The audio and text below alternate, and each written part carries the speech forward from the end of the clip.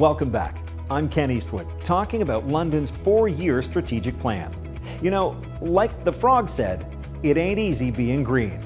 And while that may be true, there are a lot of folks working very hard to make sure that everyone can enjoy this city and all it has to offer, both today and in the future. Building a sustainable city includes these key strategies. And while we can't show you all of the initiatives, we've got 3 examples to help us understand what they look like in action. Everyone knows London, Ontario is the forest city. And to help us see the forest city for the trees, Rick Postma and Jackie Ramsay join me from McKillop Park. Rick, Jackie, why do we need an urban forestry plan?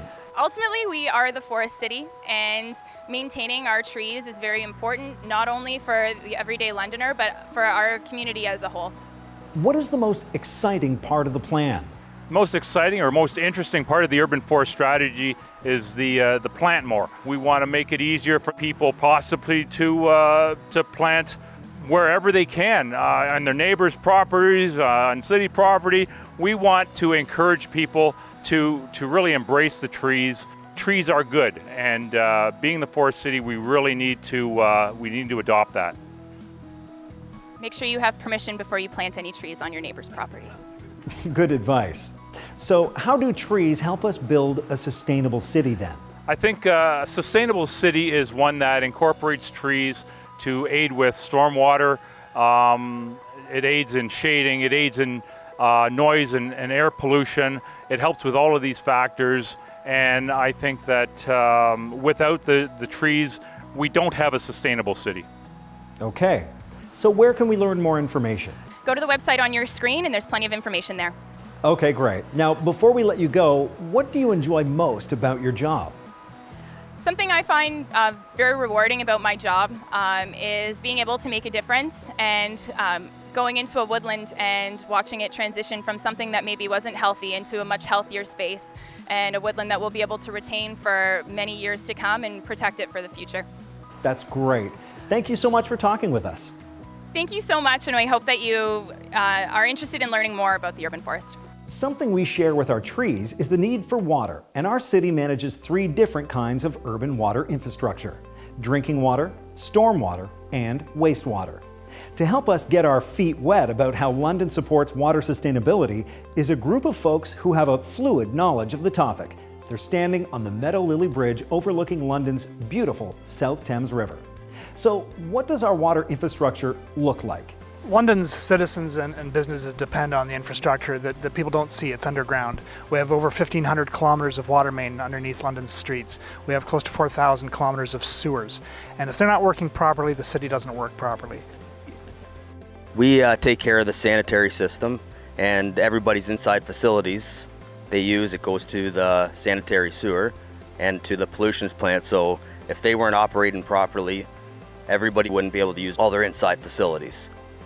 So help me understand what it means to provide support for our water infrastructure in the City of London. Several years in a row now, our benchmarking is ranked #1 in Canada, so we're very proud of that. And we know they don't going to have no trouble at the end of the day when they come back the next day, because we're doing a good maintenance for the sanitary sewer. Okay, so what does building a sustainable city mean to you? The aspect of a sustainable city is something that incorporates the environment, it incorporates the culture, the people, and it also incorporates the economy. So we have to be financially accountable in the work we do. We also are wanting to make improvements if possible, and certainly maintain the wonderful environment we've got. And we're standing here at Meadow Lily Bridge because the Thames River is right behind us, and it all has an impact on the Thames River. So what are some of the things then that you are doing to help support sustainability? We're working in partnership with the Upper Thames Region Conservation Authority, as well as just local initiatives. There's also a new initiative through the water engineering team where we've designed and have in use a water usage tool that's available to all water customers, whether they be industry or residents. So they have access to more water data, which is their water data. They can also compare themselves to the city and to their neighborhood. Great. So where can we learn more? For more information, just visit any website on the screen. So then, at the end of the day, what makes it worthwhile for you? At the end of the day, when I go home and I My sons, 1 and 3-year-olds, ask for a cup of water, and I get to go to the tap and open it up and know that I don't have to smell it or test it or worry about it. I can give it to them and they're going to be just fine with it. That's the part that I'm most proud of when I'm done my day's work. That is absolutely something to be proud of. Thank you so much for talking to us. Thanks. Thanks for having us. We enjoyed it. London is the largest city in Canada without a rapid transit system. And if we're going to reduce our carbon footprint, that means expanding our public transit. Shift is where rubber meets road on this topic, and steering us toward greater understanding, Sean Galloway, Doug MACRAE, and Josh ACKWORTH are at one of London's intersections to be most significantly impacted by Shift. So we know that Shift has to do with bus rapid transit, but in the bigger picture, what is Shift really all about? Shift is a project that's going to transform London. It's a project that's about mobility and also about city building. Why the focus on public transit? When it comes to cities, it's all about moving people and accessibility. So in terms of getting people to where they need to be rapidly, transit is a key component to doing that. Couldn't we just expand our existing roads? Your roads can only get so big, can only carry so much. And cities that are most successful today, economically, vibrantly, and socially, are the ones that place a high value on rapid transit. Okay, then how does Shift align with the strategic plan? Council has identified building a sustainable city as one of their key objectives.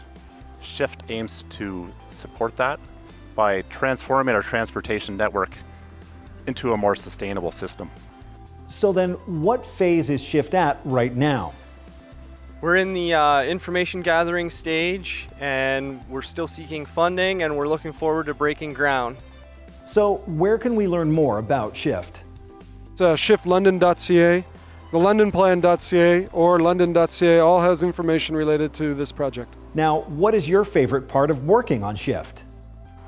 I think my favorite part so far has been going to all of the events and meeting with the constituents and the lovely people of London and hearing what they have to say about rapid transit and Shift, and just being a part of it has been a good experience. That's great. Thanks for talking with us, guys. Great talking with you. These are just 3 examples out of literally dozens of strategic initiatives, large and not so large, that city employees are working on to build a sustainable London. Definitely check out the links they mentioned and have a look at the Building a Sustainable City section of London's strategic plan for a list of all the initiatives. And look up the other 3 areas of focus for even more about how the City of London is working hard to make a difference in the everyday lives of everyone who calls London home.